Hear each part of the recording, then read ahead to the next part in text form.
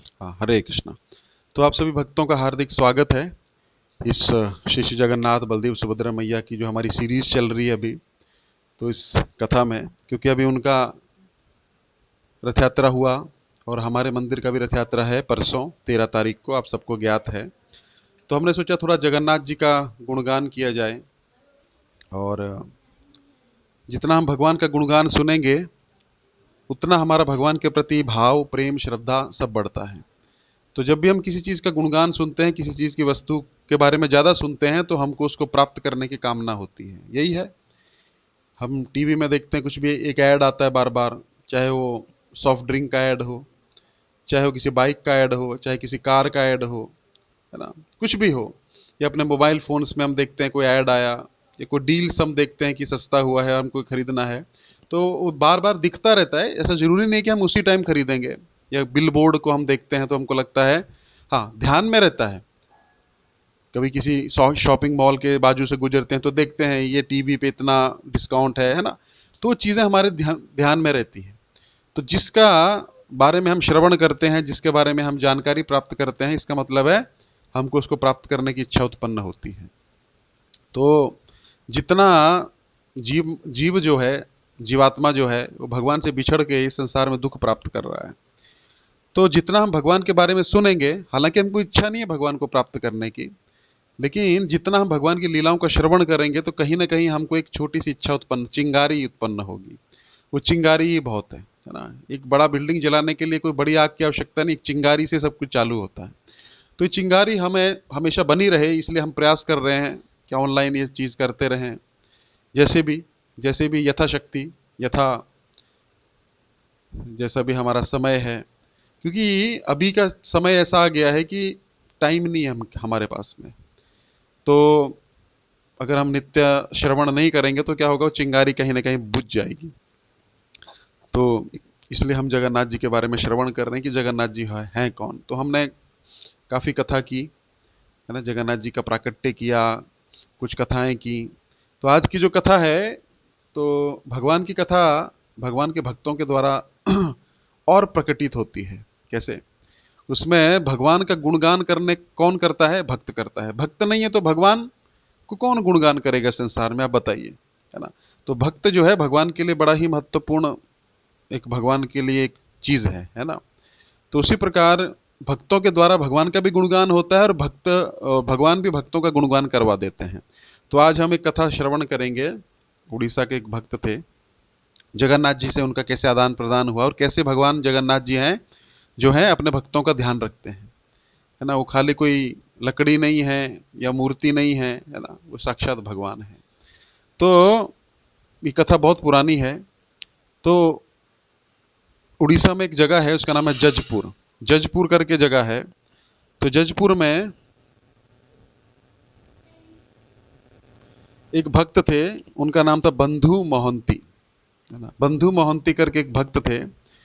वो जगन्नाथ जी के बड़े बड़े भक्त थे, है ना, ब्राह्मण थे। लेकिन उनको और कोई ज़्यादा वो काम धंधा नहीं करते थे, बस भगवान के भजन में लगे रहते थे। उनकी एक पत्नी थी और दो लड़कियां थी और एक छोटा लड़का था। इतना सा उनका परिवार था। और भगवान श्री कृष्ण में, जगन्नाथ जी में उनकी बड़ी श्रद्धा थी, बड़ा प्रेम था, और भक्ति में लग्न रहते थे। तो किसी तरह उनका गुजारा चलता था, थोड़ा बहुत कोई दान में कुछ मिल गया या कुछ, लेकिन पूरा दिन वो जप करते थे, भगवान का नाम लेते थे। तो भगवान का नाम क्यों लेते थे? कि उनको पता है सब कुछ नश्वर है। हमारे पास आज कुछ भी है, इसका मतलब ये नहीं कि हमको प्रयास नहीं करना है, लेकिन प्रयास करते करते हमें अपने मन में एक चीज़ हमेशा ध्यान रखनी है कि जो भी हमारे पास है कभी भी छीन सकता है ना। और फिर हमारी आइडेंटिटी क्या रहेगी? मान लीजिए हम बहुत अच्छा शरीर है हमारा, सुडौल, 2 दिन बुखार आएगा, एकदम कमजोर होके गिर जाएंगे। ऐसे गिर जाएंगे कि हमको बाथरूम जाने के लिए भी हिम्मत नहीं रहेगी, ऐसा हमारा हालत हो जाएगा, है ना। तो क्या है, किसी भी चीज़ में अहंकार नहीं करना चाहिए। आज हम बहुत धनी हैं, कल को रातों रात हम बैंकरप्ट हो सकते हैं, रातों रात हमारा सारा धन जा सकता है। तो हमारी आइडेंटिटी क्या है फिर, है ना। तो हमारी आइडेंटिटी क्या है?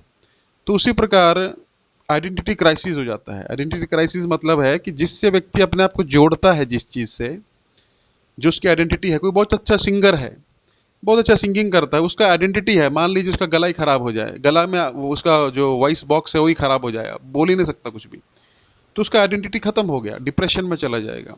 कोई व्यक्ति जो है सालों साल एक कुछ काम किया है, कोई स्पोर्ट्समैन है, क्रिकेट खेलता है, फुटबॉल खेलता है, सुपरस्टार है, अचानक एक दिन क्या हुआ, अब उसको रिटायरमेंट लेना है क्योंकि शरीर साथ नहीं दे रहा है, लेकिन उसके बाद उसकी आइडेंटिटी क्या है, लोग डिप्रेशन में चले जाते हैं। कोई बॉलीवुड का सुपरस्टार है, आज बहुत अच्छा हिट फिल्म्स दे रहा है, बाद में फ्लॉप आई, इंडस्ट्री में कोई पूछता नहीं है, तो क्या होगा, उसका आइडेंटिटी क्राइसिस हो जाएगा, डिप्रेशन में चला जाएगा। तो आइडेंटिटी क्राइसिस जो है हमारे जीवन में चलता रहता है।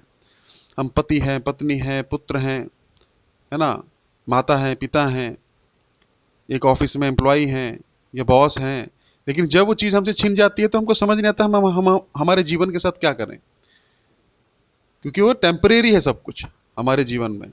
लेकिन भगवान का जो नाम है वो हमेशा सदा सर्वदा हमारे साथ रहने वाला है। तो इन चीज़ों के लिए भी हमको प्रयास करना तो पड़ेगा, संसार में रह रहे हैं, लेकिन इनको सीरियसली नहीं लेना है। सीरियसली जितना लेंगे उतना क्या होगा, इनके छिन जाने पे, इनके मिलने पे जितनी प्रसन्नता होगी उससे डबल दुख होगा जब वो चीज़ छिन जाएगी, तो उतना धक्का लगेगा। तो लोग हमको बैक ऑफ द माइंड एक चीज़ रखना है कि संसार में सब कुछ हमको मिल रहा है, लेकिन किसी भी समय जा सकता है, और जो आ रहा है भगवान की कृपा से आ रहा है, चला जाएगा तो भी ठीक है, भगवान यहाँ तक पहुँचाए तो आगे भी कुछ होगा। तो इससे हमको डिप्रेशन नहीं आएगा, स्ट्रेस नहीं होगा, है ना। हमको स्ट्रेस थोड़ा बहुत तो होना ही चाहिए, तो हमको कार्य करने का स्ट्रेस लेना है कि ये कार्य अच्छे से हो जाए, रिजल्ट जो है भगवान के हाथ में है। तो उसी प्रकार ये बंधु मोहंती क्या करते थे, भगवान का नाम का जप करते थे, तो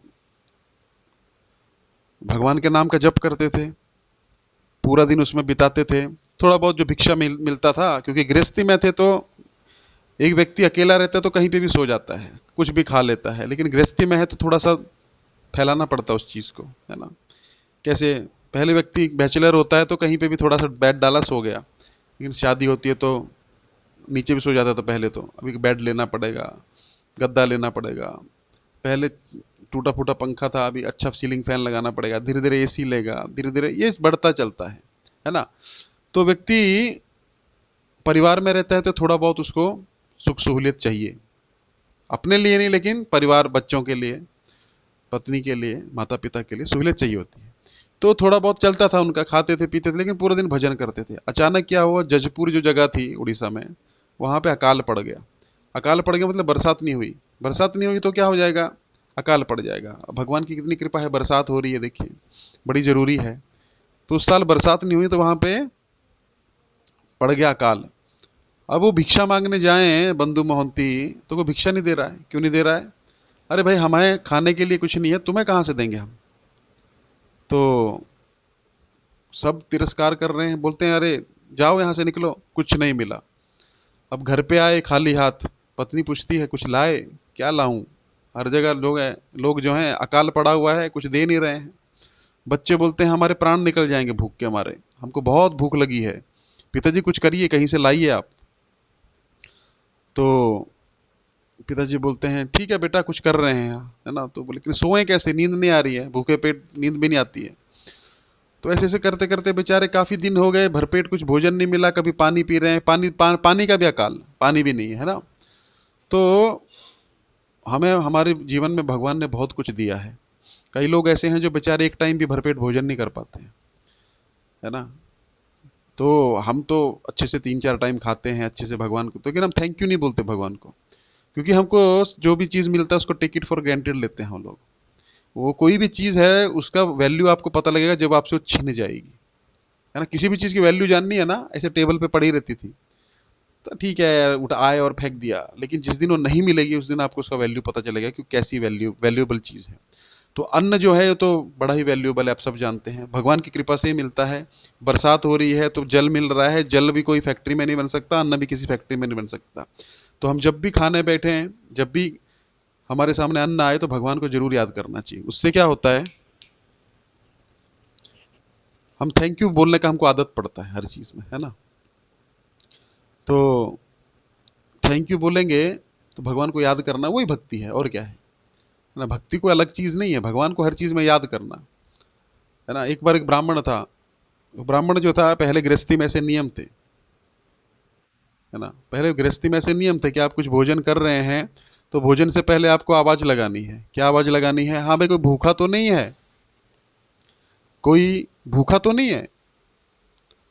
तो कोई राहगीर होगा, पहले तो होटल वगैरह होते नहीं थे, तो लोग क्या करते थे, कहीं पर कोई जा रहा है, गांव से गुजर रहा है, तो आवाज लगाते थे और उसको भोजन करा देते थे, तो बड़ा अच्छा माना जाता था। गृहस्थी का ये धर्म है। गृहस्थी का धर्म क्या है? गृहस्थी, प्रभुपाद जी बताते हैं कि गृहस्थ का कर्तव्य ऐसे है कि उसके घर में कोई चूहा भी भूखा नहीं रहना चाहिए। क्यों, बेचारा कहाँ से खाएगा? गृहस्थ लोग जो है खेती करते हैं, जॉब करते हैं, धंधा करते हैं, जो भी करते हैं वही कमाते हैं ना। तो खाली इंसानों का नहीं, सब पशु पक्षी का ध्यान रखना चाहिए। हम देखते हैं गांव में पहले, आज भी हम गांव जाते हैं तो हमारे पूर्वज जो हैं, मम्मी डैडी, मम्मी तो खैर नहीं है अभी, डैडी या हम भी सुबह चावल डालते हैं बाहर चिड़ियों को, है ना। एक जिम्मेदारी जैसा काम होता है, रोज डालना है। नहीं डालेंगे तो आंगन में वो आएंगे, चै चै चै चै चै करेंगे। उनको इतनी समझ है और उनको ये भी पता है किस घर से क्या प्राप्त होगा। वो बराबर उस टाइम पे आएंगे, तोते, चिड़िया, जो विभिन्न प्रकार के पक्षी हैं, आएंगे और खा के चले जाएंगे अपने टाइम से। उनको पता है यहाँ पे मिलेगा, तो वो कर्तव्य है हमारा। तो उससे भगवान बहुत प्रसन्न हो जाते हैं, है ना। तो वो ब्राह्मण था, उसने अपने दहलीज पे खड़ा हुआ, दरवाजे पे खड़ा हुआ, बाहर आवाज लगाया, अरे कोई है, भूखा तो नहीं है कोई? वो भोजन करने बैठ रहा था। तो एक राहगीर आया, बोला हाँ मुझे भूख लगी। हाँ आइए आइए, अतिथि घर। अतिथि का मतलब क्या होता है? अतिथि, शास्त्र में वर्णन आता है, जो अतिथि का स्वागत नहीं करता है वो व्यक्ति नरक जाता है। अतिथि मतलब गेस्ट, है ना। अब गेस्ट का मतलब क्या है? गेस्ट का मतलब ये नहीं है कि हमारे फूफा, हमारे नाना, हमारे दादा, हमारे गेस्ट। गेस्ट का मतलब है कोई भी हो सकता है वो, अतिथि, है ना। अतिथि का अर्थ ही है जिसकी कोई तिथि नहीं आने की, है ना, और जाने की भी कोई तिथि नहीं है, उसको अतिथि कहा जाता है। अतिथि, जिसकी कोई तिथि नहीं आने की। तो कोई भी अनएक्सपेक्टेड आ सकता है, तो आपके पास सामर्थ्य होना चाहिए उसको भोजन कराने का। क्या पता किस वेश में नारायण आ जाए, है ना, भगवान टेस्ट करने भी आते हैं।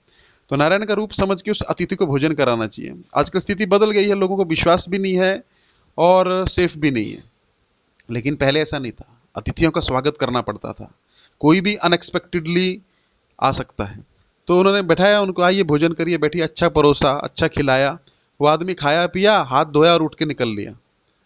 अभी ब्राह्मण जी थे, इनको बड़ा हर्ट हो गया। अरे ये व्यक्ति, मैं इसको इतना केयर किया, है ना, इसको इतना केयर किया, ये मुझे थैंक यू तक भी नहीं बोला। तो बड़ा दुख लगा, उसकी आंखों से आंसू निकलने लग पड़े। और भगवान का भक्त था वो ब्राह्मण, वो अतिथि तो चला गया खा पी के। तो भगवान प्रकट हो गए। भगवान बोले क्यों रो रहे हो? बोले प्रभु देखा आपने, मैंने उस अतिथि को स्वागत किया, खिलाया पिलाया, और उठ के चला गया, मुझे थैंक यू भी नहीं बोला, मुझे ये भी नहीं बोला, कुछ भी नहीं बोला, उठ के चला गया अपना काम करके। मुझे दुख लग गया, इसलिए मुझे आंसू आ रहे हैं। तो भगवान बोलते हैं बेटा तुझे तो आज एक बार किया है ना, मुझे तो सारी जनता खाती है पीती है, ऊपर से गाली भी देती है, तो मुझे कैसा लगता होगा, है ना। तो हमको ये नहीं सोचना चाहिए, अपेक्षा नहीं करनी चाहिए। अपेक्षा करेंगे तो हमेशा हर्ट होगा। मैंने बताया ना, जितना आपको प्रशंसा सुनने में आनंद आ रहा है, उससे डबल दुख जो है या गुस्सा आपको आएगा कब? जब वही व्यक्ति आपकी निंदा करेगा। इस संसार का नियम है, होता रहता है, ऊपर नीचे लहरें आती रहती हैं, है ना, हमको चलते रहना है, तो ये होता रहता है। तो इसी प्रकार हमको थैंक यू करना चाहिए भगवान को। जब हम जल ग्रहण करें, जब हम अन्न ग्रहण करें, तो भगवान को थैंक यू करना चाहिए, भगवान का दर्शन करना चाहिए कि भगवान आप साक्षात इस रूप में प्रकट हुए मुझे प्राण प्रदान करने के लिए। आपकी कितनी कृपा है कि आप मुझे भूले नहीं, आप मुझे ये अन्न दे रहे हैं ना। कैसे आप अफ्रीका वगैरह में जाइए, लोग एक एक दाने के लिए तरसते हैं, ऐसा अकाल पड़ा है, जंगलों में रहते हैं, आदमी भून के खा जाते हैं वो लोग। तो हम पे तो भगवान की बहुत कृपा है ना। तो ऐसा थैंक यू करना चाहिए। तो ये जो थे बंधु मोहंती, तो बंधु मोहंती बोले कि देखो आज तो कुछ खाने के लिए है नहीं और कुछ मिला भी नहीं, तो अब क्या करेंगे, सो जाओ। तो उनकी पत्नी बड़ी परेशान हो गई। पत्नी एक दिन बोलती है आपका कोई मित्र वित्र नहीं है क्या, कोई संबंधी नहीं है क्या, कोई रिश्तेदार नहीं है क्या, जिसके पास हम जा सकें? अभी यहाँ पे अकाल पड़ा हुआ है, तो उसके नगर में जाके कुछ दिन रहेंगे, तो चलो 2 टाइम खाएंगे तो सही, यहाँ तो मर जाएंगे थोड़े दिनों में, क्योंकि लोग मर रहे हैं, लोगों के पास देने के लिए कुछ नहीं, तो क्या करें। अब ये बंधु मोहंती सोचने लग पड़े। क्या सोचने लग पड़े? देखो भाई, मेरा तो कोई नहीं है ना, कोई है नहीं, और ऐसी स्थिति में रिश्तेदार और मित्र तो पहले भागते हैं, है ना। जब व्यक्ति जो है अमीर हो, पैसा हो, तो जो बेचारे कभी आते नहीं है वो भी आते हैं कि चलो इससे हमारा संबंध हो जाए, इससे हमारा कुछ काम निकल जाए। और जैसे व्यक्ति गरीब हो जाए तो जो हैं वो भी भाग जाएंगे। क्यों भाग जाएंगे? क्योंकि उनको पता है अभी हमसे मांगेगा, तो इधर उधर हो जाएंगे सारे। तो गरीब का कोई मित्र नहीं होता है ना, उसको सब छोड़ के चले जाते हैं। और गरीब इनविजिबल हो जाता है। आप किसी के भी घर पे जाएंगे ना, पार्टी में जाएंगे ना, आपका अगर गरीब है ना वो आपको देखेगा ही नहीं, है ना, इनविजिबल हो जाता है। एक भागवत में बड़ा अच्छा श्लोक आता है, एक कौन बोलते हैं वो पहले बहुत पैसा था उनके पास में, अमीर थे भागवतम के अंदर। बाद में जब वो गरीब हो गए तो उनको लोग देखना बंद कर दिए, स्वयं के संबंधी भी उनको घर से निकाल दिए। अब नाम याद नहीं आ रहा मुझे कौन थे। तो उन्होंने बोला कि प्रभु धन्यवाद आपका, कृष्ण को बोलते हैं, आप अभी आपने मुझे ऐसी शक्ति प्रदान कर दी है, मैं मिस्टर इंडिया हो गया हूं अभी, है ना। मिस्टर इंडिया में क्या था, वो घड़ी पहन लेते तो दिखता नहीं था ना, वैसे अब मैं दिखता ही नहीं हूं किसी को भी। अब मुझे कोई हरे कृष्णा भी नहीं करता है, मुझे कोई नमस्कार भी नहीं करता है, मैं जाता हूं तो कोई देखता भी नहीं है। थैंक यू, आपने लगता है मुझे अदृश्य होने की शक्ति प्रदान कर दी है। तो उसमें वो भागवतम में बड़े अच्छे श्लोक में बताते हैं कि जो व्यक्ति गरीब हो जाता है ना और पावरलेस हो जाता है, तो उसको लोग ना देखना क्या, उसको नोटिस करना ही बंद कर देते हैं, वो अदृश्य हो जाता है। तो उसी प्रकार बंधु महंती सोच रहे थे, देखो हमारा वैसे भी कोई रिश्तेदार नहीं था, अब तो कोई भी नहीं रहेगा, तो किसको जाएंगे। देखिए जब बंदा मुसीबत में होता है ना, फोन करता है ना, कोई मौसी दिल्ली में रहती है, अरे मौसी जॉब नहीं है, मैं आ रहा हूँ, आऊँ क्या? तो मौसी कोई बहाना मारेगी, अरे अरे अभी तो हम गांव आ रहे हैं, फिर देखते हैं बाद में। ऐसा तो संसार ऐसा ही है, सबका अनुभव है। तो उसने सोचा देखो संसार में तो वैसे भी मेरी कोई रुचि है नहीं, एक मेरा मित्र है, अपनी पत्नी को बोला, लेकिन वो यहां नहीं रहता है, वो सबकी सहायता करता है और सबको वो आदर सम्मान देता है। और उनका ऐसा नहीं है कि पैसा होगा, धन होगा, मान होगा, सम्मान होगा, अच्छा को कला होगा तभी आपके मित्र रहेंगे, वैसा मित्र है। पत्नी बड़ी खुश होगी, कौन है ऐसा मित्र? हाँ बताऊंगा, वो पुरी में रहता है, जगन्नाथपुरी जाना पड़ेगा यहाँ से। हाँ तो चलो ना, आपका मित्र रहता है, हाँ वो राजा है वहां पे, वो राजा है, बहुत बड़ा राजा है। हाँ तो चलेंगे ना, हम लोग चलते हैं, चलो। तो सुबह ही निकलते हैं, एक बच्चा आप उठाना, एक हम उठाएंगे, एक बारी बारी से बदलते रहेंगे, फिर पैदल जाएंगे, गाड़ी तो घोड़ा होता नहीं था। बोले ठीक है चलो। अभी रात को इनको नींद नहीं आ रही बंधु मोहंती को, अब बोल तो दिया कि हमारा बंधु है एक, है ना, बंधु मतलब मित्र है, लेकिन अब जगन्नाथ जी का तो मैं भक्ति करता हूँ, चलो ठीक है अभी उनका बोल दिया है तो चलो वो देखेंगे, अभी जाता हूँ। सुबह वो लोग निकल गए, 3-4 दिन लगा उनको पहुंचते पहुंचते, बीच में हालत खराब हो गई। थोड़ा बहुत जो कुछ मिला, पत्ते सूखे ये वो खा के गुजारा किया ताकि जगन्नाथपुरी तक पहुंच जाएं। अब जगन्नाथपुरी में गए तो वहां पे क्या हुआ, जगन्नाथपुरी में जैसे सिंह द्वार से अंदर जाने लगे तो पंडों ने रोक दिया, कहाँ जा रहे हो अंदर, ऐसा भिखारियों के लिए अंदर, मतलब उस टाइम बहुत स्ट्रिक्ट था। तो अभी इनको और दुख लगा, तो आके बैठ गए वो लोग। तो उनकी पत्नी बोल रही है बंधु महंती की, किधर है आपका मित्र? अरे आप तो बोले थे कि मित्र जो है वो उसके पास जाएंगे तो वो आपकी सहायता करेगा। तो उसको पता नहीं लग रहा था कि जगन्नाथ जी को बोल रहे हैं।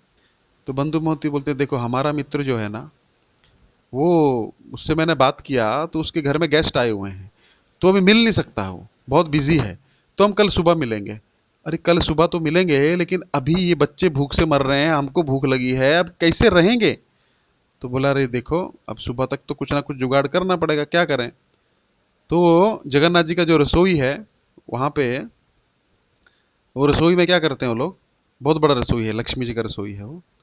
तो वहां पे नाली है, नाली, उसको पेजा नाला बोलते हैं। पेजा नाला का अर्थ होता है वो लोग जो चावल बनाते हैं ना, आपने देखा होगा बंगाल में और उड़ीसा में वो लोग चावल बनाते हैं, उसका पानी निकाल देते हैं लोग, स्टार्च निकाल देते हैं, है ना। कहीं कहीं जगह पे लोग करते हैं ऐसा, उसका पानी निकाल देंगे, बॉईल करके पानी निकाल देंगे, चावल पक गया। कई लोग कुकर में बनाते हैं, अलग अलग रीति है अपने हिसाब से, लेकिन वहां पे वो लोग वैसे बनाते हैं। तो वो अंदर चावल बनता रहता है ना, तो महाप्रसाद बनता रहता है। तो जो नाली थी ना उसमें वो पानी जो था वो आता रहता था, पेजा नाला बोलते हैं उसको, अभी भी है वो। तो वो आता रहता है। अभी वो बंधु मोहंती बोले देखो भाई, अभी अगर कुछ गुजारा करना है तो ये भगवान जगन्नाथ जी का यहाँ पे क्या आ रहा है, राइस का पानी बन के आ रहा है ना, इसको पी के थोड़ा आप करिए। तो कहीं से टूटा हुआ मटका लेके आए, वो नाली से भरा, सबने पिया, थोड़ा राहत मिला, हाँ चलो कुछ तो गुजारा हो गया। इतने में सब थक गए थे ना, 3-4 दिन से चले हुए हैं, थोड़ा पेट में भी गया तो नींद आ गई उनको, सब सो गए। बंधु महंती को नींद नहीं आ रही। बंधु महंती सोच रहा है अरे अब बोल तो दिया, ये लोग अंदर नहीं जाने दे रहे, है ना, जगन्नाथ जी का दर्शन भी नहीं करने दिया। मैं बोलूंगा क्या इनको, अभी तो चलो जुगाड़ जुगुड़ करके थोड़ा आधा उदा करके कर दिया, बाद में क्या करेंगे, तो उनको टेंशन आ रहा है। उधर जगन्नाथ जी को भोग लग रहा है रात का, है ना, जगन्नाथ जी का द्वार बंद हो रहा है, जगन्नाथ जी को रात का भोग पंडे ने लगाया और पंडा भी बंद करके चला गया सोने। अब जगन्नाथ जी को भी नींद नहीं आ रही। जगन्नाथ जी सोच रहे हैं देखो हमारा मित्र आया हुआ है, उसको अंदर नहीं आने दिया इन लोगों ने, अभी हमारा मित्र आया है, वो भूखा सो रहा है, उसका परिवार भूखा सो रहा है, हमारे भरोसे आया है, तो कैसे होगा, मैं कैसे सो सकता हूँ, मैं कैसे खा सकता हूँ, मेरा मित्र बाहर वो नाली के किनारे में पड़ा हुआ है, ऐसा पानी पी रहा है, भूखा उसका परिवार है, रो रहे हैं, मैं कैसे सो सकता हूँ। तो जगन्नाथ जी उठे और जगन्नाथ जी स्टोर रूम में गए, वहां तो प्रसाद रहता ही है अंदर ना, तो एक सोने का थाली था वहां पे, बड़ा बड़ा थाल था। जगन्नाथ जी वो थाल उठाए, उसमें भरे अच्छे से प्रसाद, महाप्रसाद भरे अच्छे से, फिर बाहर आए, और बाहर आए तो आवाज लगाने लगे, बंधु मोहंती बंधु मोहंती। अब बंधु मोहंती को सुनाई दे रहा है, ब्राह्मण का रूप, एक वृद्ध ब्राह्मण का रूप धारण करके जगन्नाथ जी बाहर आ गए। बंधु मोहंती कहाँ हो। अभी बंधु मोहंती सुनता है, अरे मेरा नाम कौन ले रहा, मुझे तो मेरे गांव में कोई नहीं जानता, तो इधर पूरी में कौन जानेगा मुझे, है ना। लगता है अब एक नाम के तो कई लोग हो सकते हैं ना, हो सकता है कोई और बंधु मोहंती होगा, हमको कौन पुकारेगा, सो जाए, सो जाओ चुपचाप। वो कोई रिस्पॉन्स नहीं दिए, तो इतने में फिर आवाज आई, बंधु मोहंती जो जजपुर से आए हैं। हाँ, जजपुर से तो मैं ही आया हूं, इसको कैसे पता। तो गए, रात हो गई थी काफी, तो बोले ये लीजिए, आपके लिए जगन्नाथ जी ने महाप्रसाद भेजा है। जगन्नाथ जी ने, अरे हाँ जगन्नाथ जी ने भेजा, महाप्रसाद बचा हुआ था तो मैं खाया, तो मैं सोचा अभी ये महाप्रसाद किसको दूं मैं, तो ऐसे कोई बोला, है ना, तो आपको कैसे पता लगा मैं यहाँ आया हूँ। अरे ऐसे ही मन में आया कि चलो कोई होगा इस नाम का, तो मैं बुला लिया, ये लो आप महाप्रसाद खाओ। बोलता अरे इतना महाप्रसाद, बेचारे कई दिनों के बाद, कई सालों के बाद इतना खाना देखे थे वो लोग, प्रसाद देखे थे। तो बोला कि अरे बच्चों का पेट भर जाएगा, है ना, पत्नी अच्छे से खा लेगी। तो बोलता है, वो ब्राह्मण बोलता है देखो मैं इधर ही बैठा हूँ सिंह द्वार के पास, खा के हो जाए ना तो प्लेट दे देना, और जगन्नाथ जी बोले हैं कि सुबह तुम्हारा कुछ करते हैं, ऐसा भी बोल दिया। जगन्नाथ जी बोले, उसने ज्यादा लाइटली, मतलब ज्यादा सीरियसली नहीं लिया उस चीज को, सुना सुना भी नहीं। वो ब्राह्मण चला गया वहां से। ये वो जो प्लेट थी सोने की लेके आए, वहां बैठ गए रख के, अब उनको उठाया नींद में से, और उन्होंने भी खाना देखा तो अरे, है ना, अब आप एकदम भूखे हैं और आपको फिस्ट मिल जाए, तो अब समझ नहीं आता भाई ये पहले खाएं कि ये खाएं, जो आ रहा है बस डालते जाओ, है ना। खाने लगे खाने, और जगन्नाथ जी का महाप्रसाद था वो तो उनका एकदम संतुष्ट हो गए, इतना खाया दोनों, मतलब सबने, तीनों चारों ने, पांचों ने मिलके यहाँ तक खा लिया, संतुष्टि हो गई। अब ये बोलते हैं बंधु महंती, तुम लोग सो जाओ, सुबह अपने फ्रेंड से मिलने चलेंगे, हम लोग बंधु से मिलने चलेंगे, तो अभी मैं प्लेट दे के आता हूँ ब्राह्मण को। तो प्लेट धोके गए तो ब्राह्मण है ही नहीं, सोचे चल लगता है हमको ज्यादा लेट हो गया खाने में, तो वो सो गया है, सुबह मिलेगा सुबह दे दूंगा। अपने झोले में वो प्लेट डाल दिया। अब सुबह हो गई, अब ये लोग रात को लेट खाए थे और थक भी गए थे, तो बेचारे सोते रहे। उधर मंदिर खुल गया, मंगला हो गई, सब कुछ हो गया, ये सब अपनी अपनी सेवा में लग गए, सब पंडे आके, किसी ने ध्यान नहीं लगे दिया। एक एक पंडा स्टोर रूम में गया, स्टोर रूम में देखता है तो बोला थाली गायब है सोने की। अरे सोने की थाली गायब होगी, कौन ले गया, चोरी हो गई मंदिर में, है ना, हल्ला पड़ गया। वो मंदिर मैनेजमेंट को बताया गया मंदिर में चोरी हो गई है। मंदिर मैनेजमेंट ने राजा को बुलाया, राजा ने अपनी पुलिस भेजी, पुलिस ने पंडों की हालत खराब कर दी मार मार के। कौन चुराया है, तुम्हारे सिवा अंदर एंट्री किसी की नहीं है। तो वो बोलते हैं अरे हम नहीं चुराए हैं, सबको मार पड़ रही है। जगन्नाथ जी देख रहे हैं, जगन्नाथ जी कुछ बोल नहीं रहे हैं। तो इतने में अभी वहां पे ये सुबह हो रही थी ना, तो सूर्य की रोशनी पड़ी उसके झोले पे पड़ी, उसके झोले के अंदर सोने की प्लेट थी, है ना, सोना ऐसा आजकल वाला नहीं, 24 कैरेट सोना जगन्नाथ जी का। तो वो चमकने लगा, बोले इसके झोले में क्या चमक रहा है। लोगों ने देखा, अरे ये तो भगवान जगन्नाथ की प्लेट है जो गायब हुई है, हल्ला पड़ा हुआ है। उसको उठाया, "ए, कौन है तू"। अरे भाई मैं तो बंधु मोहंती हूँ, क्या ये प्लेट किसकी है। अरे एक ब्राह्मण देके गया रात को, भोजन कराया हमको, और उसका प्लेट है, दे दूंगा ना। अरे नहीं तुम चोर हो, पकड़ो, पुलिस को बुलाया, पुलिस उसको लेके गई, मारा, बहुत मारा, पूरे परिवार को मार रही है पुलिस, है ना, और जेल में डाल दिया मार मार के, इतना मारा। अब राजा बोलता है इनको मैं फांसी पे चढ़ा दूंगा, ऐसा हमारी पुरी में आके ऐसा ये कर रहे हैं अपराध भगवान जगन्नाथ जी का। अब जगन्नाथ जी जो थे उनसे सहन नहीं हुआ। जगन्नाथ जी बोले देखो अब मुझे ही पता है ना कि प्रसाद कौन दिया है, और प्लेट किसकी कैसे कैसे गई है कौन बताएगा। जगन्नाथ जी अपने गरुड़ पे बैठे रात को राजा के स्वप्न में चले गए। राजा को बोलते हैं, जो प्रसाद दिया मैं, ये तुम्हारे बाप का दिया क्या? है ना, मेरा प्रसाद है, मैं अपनी इच्छा से दिया, तुमको क्या प्रॉब्लम है उसमें? और सोने का प्लेट मैंने उसको दिया है। और पूरा वृत्तांत सुनाया, ऐसे ऐसा ऐसा है ना। तो ये जो सोने का प्लेट है, ये वहां तक पहुंचा था, मुझे देने वाला था, देने भी आया था, लेकिन मैं वहां पे नहीं था। इसलिए वो सोने का प्लेट जो है उसको ले लो, इनको इनको बंदी बनाया है ना, इनको रिहा करो। और क्या करो, जैसे बाहर आते हैं इनका चरण धो, और चरण धोने के बाद क्या करो, वो वो चरण को छिड़काओ हर जगह पानी को, और इनको अच्छे से खिलाओ पिलाओ, स्वागत करो, अच्छे वस्त्र दो, और इनको एक घर बनाओ मेरे मंदिर के बाजू में, ठीक है? और उधर ही वो रहेंगे, सारा खर्चा तुम दोगे उनका, जिंदगी भर का। इनको सेट करो तो, और अगर नहीं करोगे तो तुमको तबाह कर दूंगा, खत्म कर दूंगा तुमको। तो राजा का स्वप्न टूटा। राजा दिखता, अरे ये स्वप्न था कि क्या था? तो जगन्नाथ जी ऐसे आते हैं, तो उसको समझ में आया स्वप्न नहीं था, ये असली में दर्शन हुआ भगवान का। दौड़ा दौड़ा गया रात को ही, बोला अरे इनको छोड़ो। बोले क्या हो गया? बोले छोड़ो इनको, जगन्नाथ जी सपने में आए थे।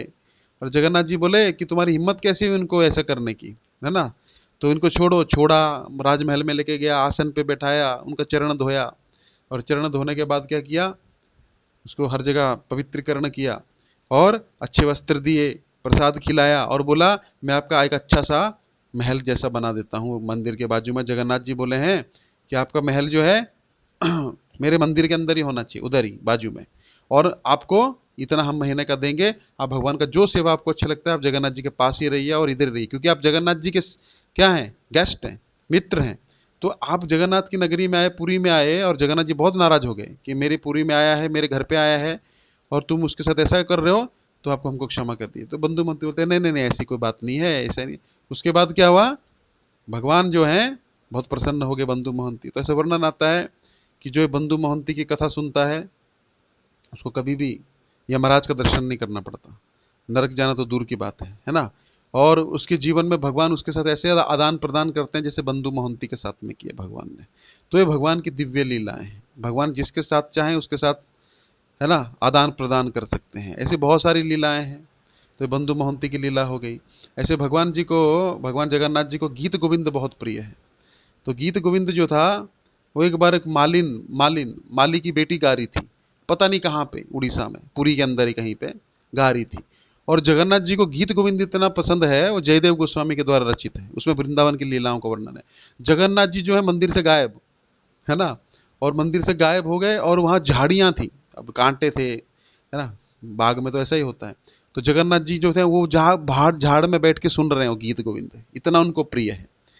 तो इतना उनको प्रिय है, तो वो जो मालिन थी वो गा रही थी। अब जगन्नाथ जी का वहां टाइम हो गया आरती का, भोग का।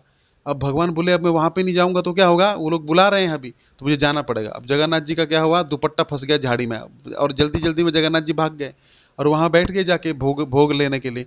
अब पंडा है, पंडा बोला अरे सुबह तो मैं ये लगाया था, पट्टा किधर गया जगन्नाथ जी का? तो देखा तो हल्ला मच गया, जगन्नाथ जी का पट्टा गायब है, कोई ले गया क्या, क्या है? तो वो कहाँ पे निकला, वो उस बाग में निकला जाके। तो बोला अरे जगन्नाथ जी का पट्टा यहाँ पे मतलब चोरी हुआ है, ये हुआ है।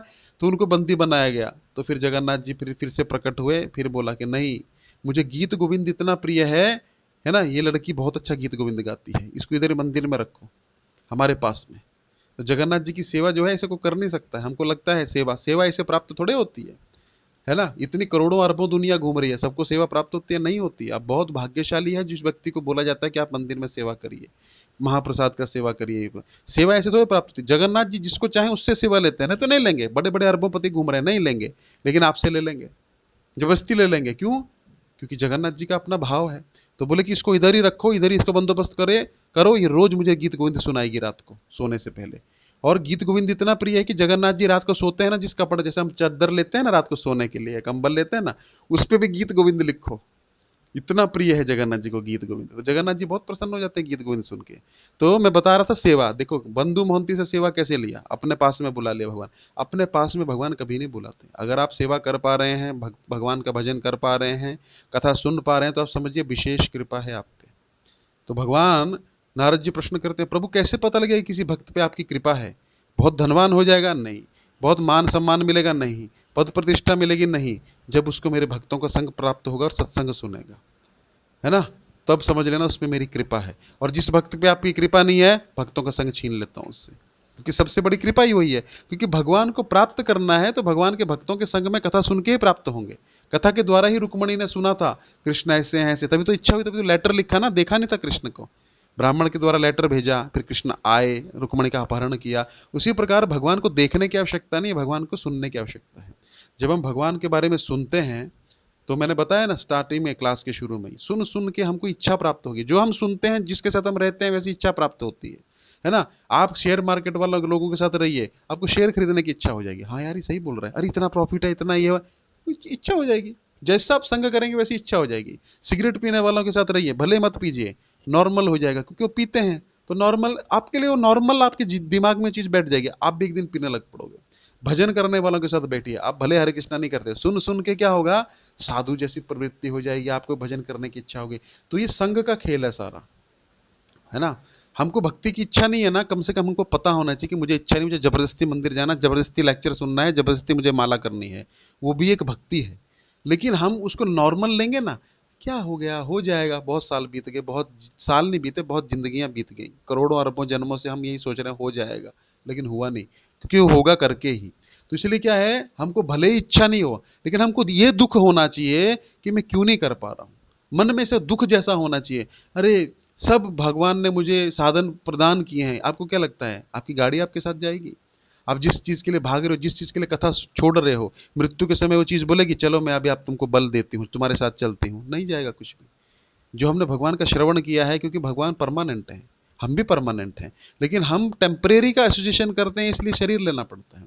वो कुछ साथ में नहीं जाएगा। आप एक दिन बीमार हो जाइए, ऐसा शरीर का हालत हो जाएगा, बेड से नहीं उठ सकते हैं, टॉयलेट जाने के लिए भी आपको एक आदमी लगेगा, तब आपको पता लगेगा हाय, है ना, यही कितना कष्ट है इस जीवन में। अगर आप इतना सीख गए, क्योंकि सुना है सत्संग में, तो मतलब आप सही दिशा में जा रहे हैं कि हाय मैं भक्ति नहीं कर पा रहा हूं, कितना दुर्भाग्यशाली हूं मैं, है ना, कि मुझे कुछ अनुराग उत्पन्न नहीं हो रहा है भगवान के नाम में, और मुझे सिर्फ पैसा कमाने की इच्छा हो रही है, भगवान से दूर भागने की इच्छा हो रही है, कितना दुर्भाग्य चले।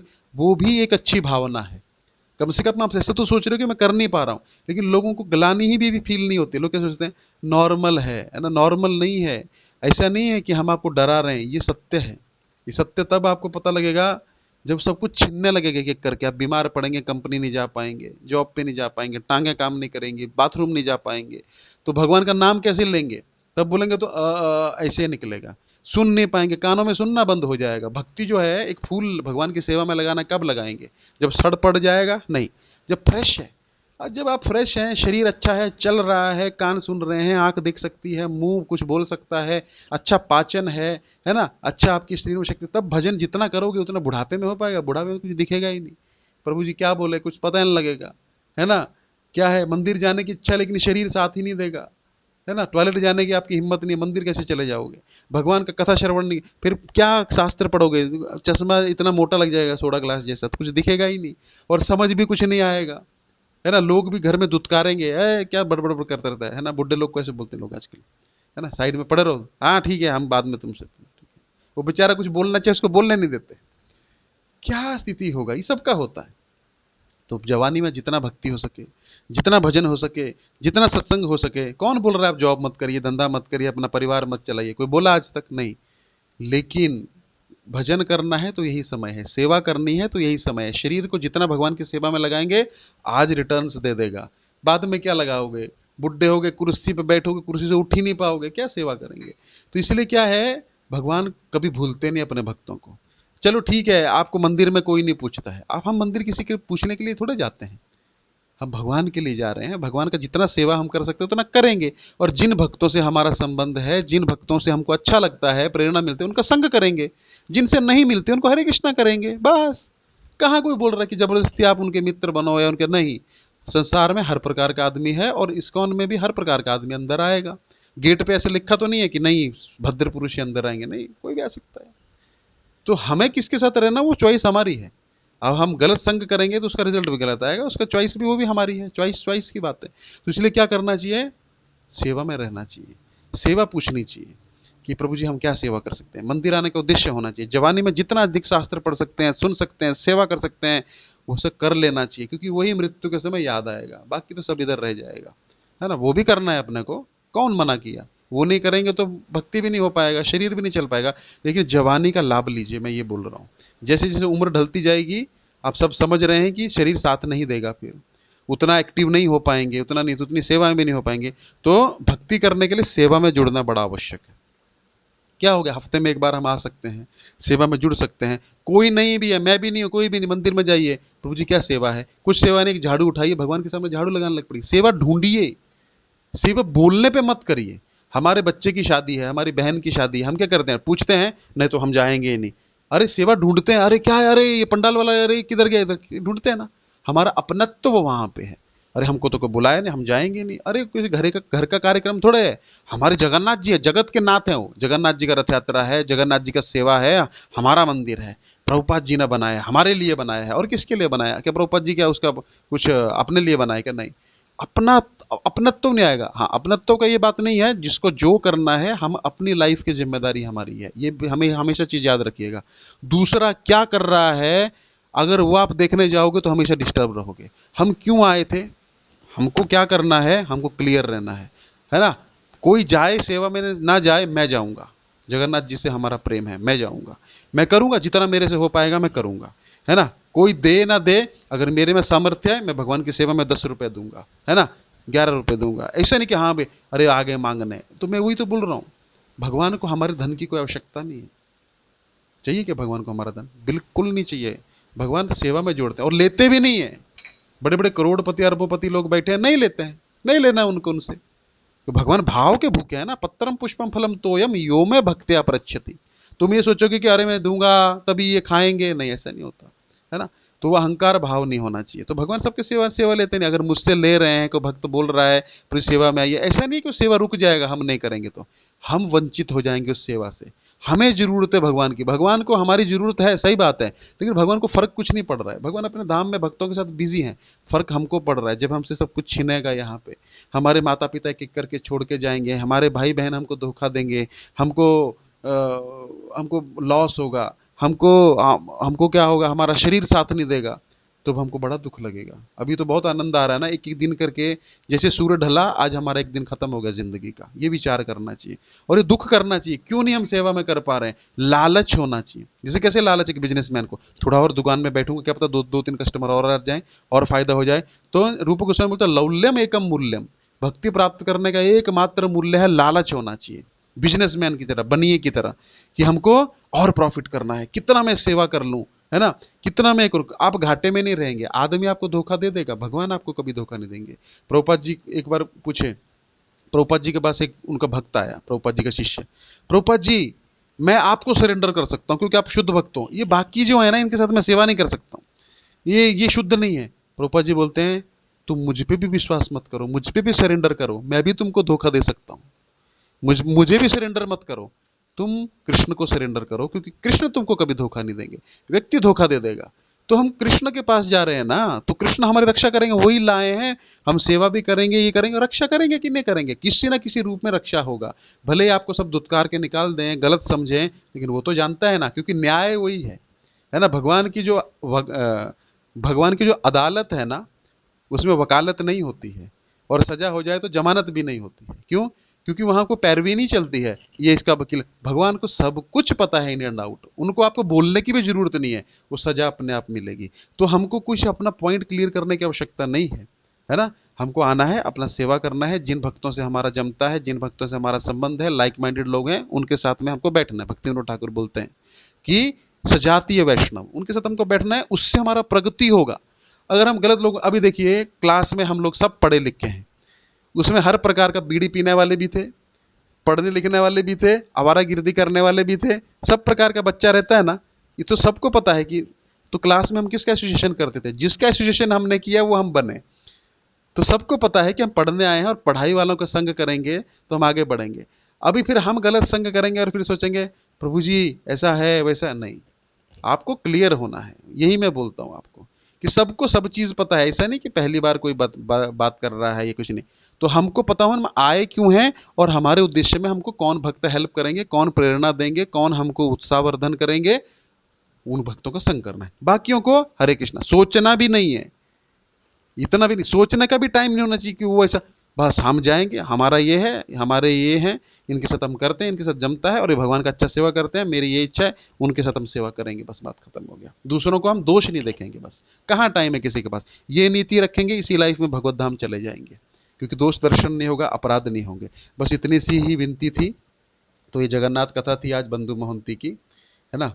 तो बंधु मोहंती का जैसे भगवान ने पालन पोषण किया, ऐसा नहीं कि बंधु मोहंती थे इसलिए, हम सबका कर ही रहे हैं ऑलरेडी। हम लोग थैंक यू नहीं करते हैं और जानते नहीं हैं, इसलिए ऐसा लग रहा है हमें, लेकिन भगवान जो है सबका पालन पोषण कर रहे हैं। और जैसे ये यथामाम प्रपदन्ते, जैसे हम आगे पीछे भगवान को जितना समर्पण करेंगे, भगवान उतना हमारे लिए दौड़ेंगे। हम एक कदम लेंगे, भगवान 10 कदम आएंगे, लेकिन एक कदम तो लेना पड़ेगा, है ना। एक बार द्वारिका में भगवान प्रसाद भोग ग्रहण कर रहे थे, रुक्मणी जी उनको प्रसाद मतलब भोग खिला रही थी। तो अचानक कृष्ण दौड़ने लग पड़े। रुक्मणी बोली क्या हुआ प्रभु, चले गए, कुछ बोले ही नहीं। थोड़ी देर बाद निराश होके आ गए। रुक्मणी बोली क्या हुआ प्रभु, आप बीच में भोजन छोड़ के चले गए, क्या हुआ था। हमारा एक भक्त था, उसको कुछ लोग मिलके मार रहे थे। अच्छा, तो आपने रक्षा किया।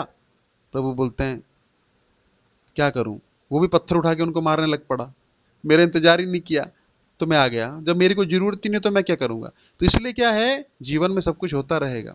जितना आप कर सकते हैं, जितना आप एडजस्ट कर सकते हो उतना करिए, जो नहीं कर सकते हैं सहन करिए और भगवान से प्रार्थना करिए, प्रारब्ध समझ के स्वीकार कर लीजिए, क्योंकि वो रहने वाला है। हाँ, भगवान चाहे तो हमको उससे मुक्त कर सकते हैं। तो इसी प्रकार हमको सेवाओं में जुड़ना चाहिए, भगवान की जितनी सेवा, क्योंकि सेवा से ही भगवान की प्राप्ति होती है ना। हम भगवान को ढूंढने जाएंगे, भगवान ऑब्लाइज्ड नहीं है हमको ढूंढने के लिए, लेकिन जब हम सेवा करेंगे तो भगवान देख रहे हैं कि कौन है मेरा इतना सेवा कर रहा है, भगवान आपको देखने आएंगे, है ना। तो बस यही हमारा कर्तव्य होना चाहिए कि हमको भगवान को नहीं नोटिस करना है, भगवान हमको नोटिस करें। हमने तो समर्पण कर दिया है, प्रभु हम सेवा करेंगे, ठीक है। तो इतनी सी बात है, ठीक है। बहुत बहुत धन्यवाद आपका।